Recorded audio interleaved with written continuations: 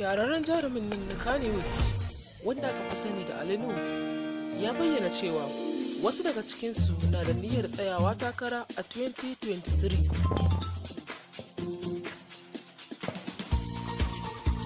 Sarki Ali ya bayyana hakan ne a wata hira da ya yi da shafin BBC. Ya ƙara da cewa wasu daga cikinsu su taɓa tsayawa takara a baya. A gaba ma yana ɗaya daga cikin niyyar wasu daga cikin mu sake fitowa takara a zaben 2023.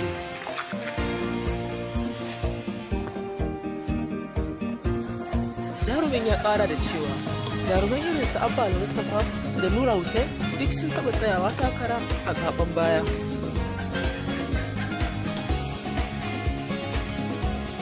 Aka tambaye shi, shin akwai wasu daga cikin jarumai wanda suke son tsayawa takara ka'in da na'in? Sai ya ce da akwai, amma ba zan iya kama suna yanzu ba saboda abu ne da ake kan shirye-shiryensa yanzu. An tambaye shi cikin raha, shin wata rana za a iya ganin fasta dauke da hoton Aliyu ya tsaya takara shugaban kasa?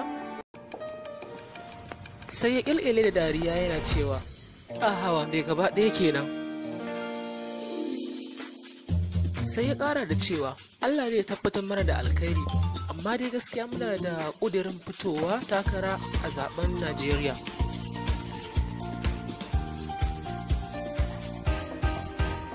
An ƙara matsawa da tambayar jarumin, shin kana da niyyar fitowa takara a zaben Najeriya?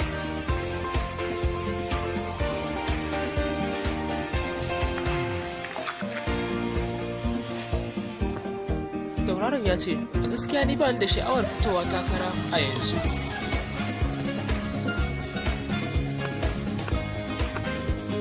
Ya ce duk da dai ba da sha'awar fitowa takara a yanzu, amma ina da niyyar taimakawa duk wani tauraron jarumin da ya tsaya takara a Najeriya.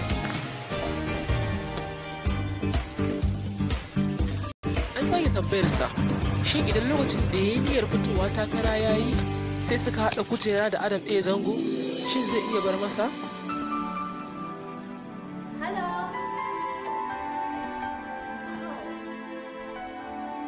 Alinu ya ce, ƙwarai kuwa zan iya bar masa.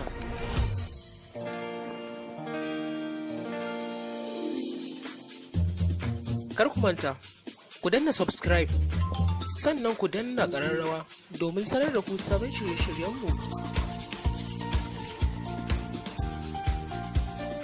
Ina miƙa godiyata ga Umar Zaid Faruk, Habib Yunus Zage, sannan Prince Khalid da suka taimaka wannan shirin ya zo gare ku.